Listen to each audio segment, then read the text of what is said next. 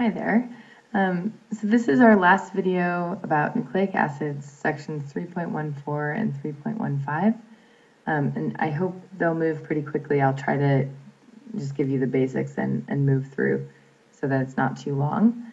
And I just wanted to make a note that because our book is copyrighted, I went and looked for reproducible images. So you might want to take a look at the images in the book, but they should be pretty similar. So I want you guys to think back to the beginning of the year when we talked about DNA and genes, because basically we're trying to figure out how are nucleic acids and proteins related. They're both entirely different molecules. Nucleic acids are made of nucleotides and proteins are made of amino acids. But you want to think of nucleic acids as being information which determines the structure and function of protein. So protein, I always think of as doing the work in our body. And we talked a little bit about their different functions too that proteins have. So you don't have to copy all these things down because they should be a review. This is what we just said. Genes in the DNA specifies the amino acid sequence. And remember that a gene is a piece of DNA that codes for one specific protein, but actually it's more specific than that. It's one polypeptide. So now we know that you could have a protein that is a polypeptide or a protein that is more than one polypeptide. So genes are made of DNA. We know that. It's inherited from an organism's parents. It provides directions for its own replication. You can get DNA from DNA. And that, again, the main idea, DNA programs the activities by directing the synthesis of proteins. So I'm going to draw two diagrams that I think will help here when we think of how we get from the information in DNA to a functional protein. And I want you to think about where these things are in the cell. Oops, that was not a very good diagram, but DNA is in your nucleus and it's protected here. Whereas protein, this is going to be out of scale, but this is a very large ribosome. Proteins are assembled at the ribosome.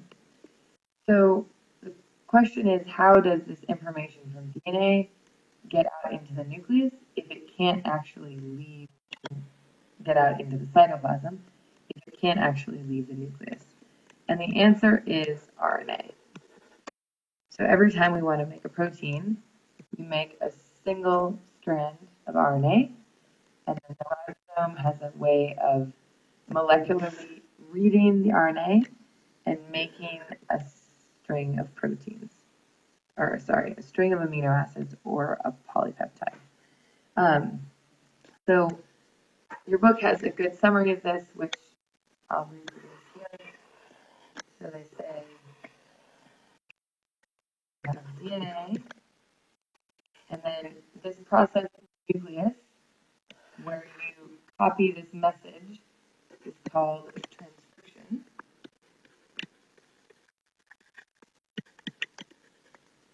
And transcription just literally means to copy. So a transcript is a copy. If you transcribe something, you're copying it.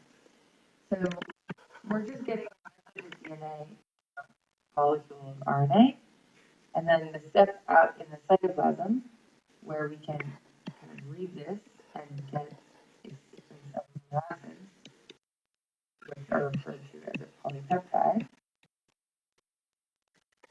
This step is referred to as translation. And I think of this as, just like translating English to Turkish. You're going from one language to another. And here you're going from DNA and RNA are both nucleic acids.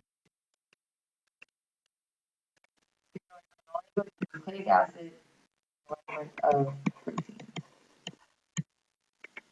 So this is the overall picture. The steps here are really complex and involve all these different enzymes, but these are all things that we'll talk about in Bio 2.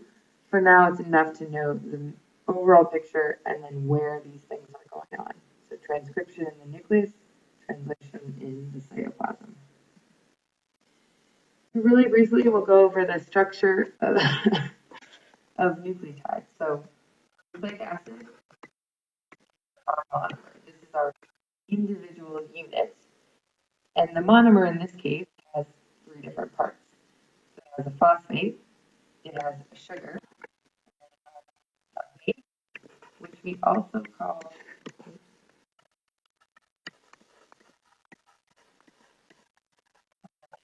nitrogenous base. And it's just because it has a fair amount of nitrogen in it.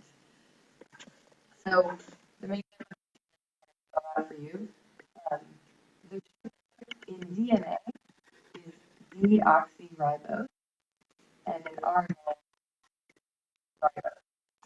So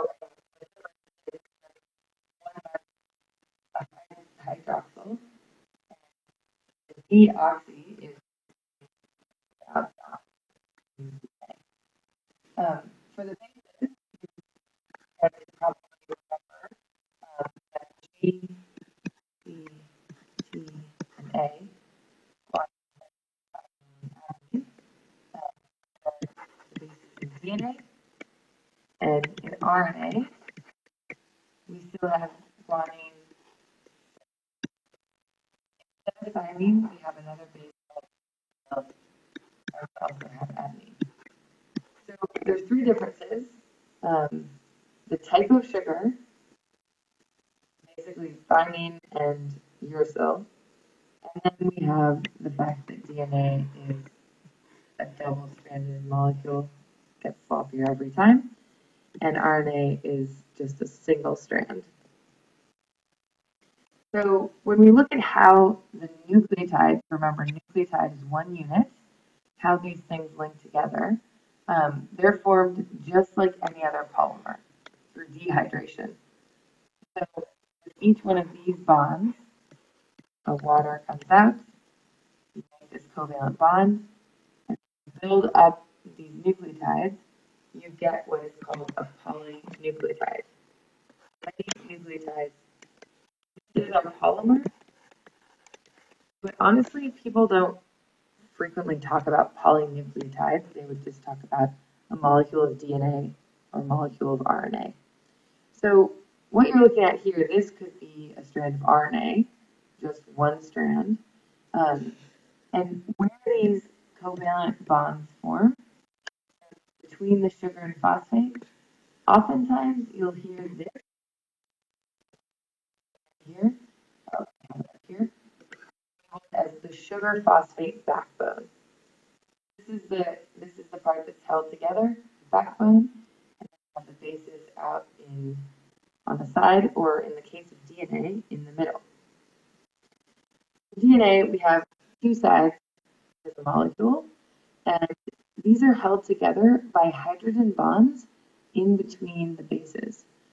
And you probably remember this from earlier in school, maybe 6th grade or something, that A always bonds with T and G always bonds with C.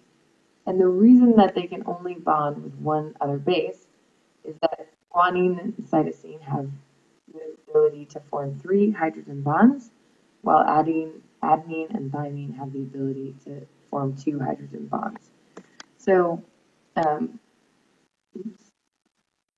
all these base pairing or base pairing rules, and sometimes you'll hear talk and write this, that the 2 strands are complementary, which just means that essentially they go together. If you say that 2 people are complementary, they go well together. And this just means if you know what's on one side, you can figure out what's on the other because of the base pairing rules, A with T and G with C. I think this is pretty much it. The last picture is just, no, I can't get it to the next slide. Okay, the last picture just shows the structure of the double helix. So I apologize for this little wind that's following me around now. The bases are, so here are the hydrogen bonds in between the bases, and then the sugar phosphate backbone kind of twists around and then forms this double helix. All right, that's it. That should be pretty straightforward. And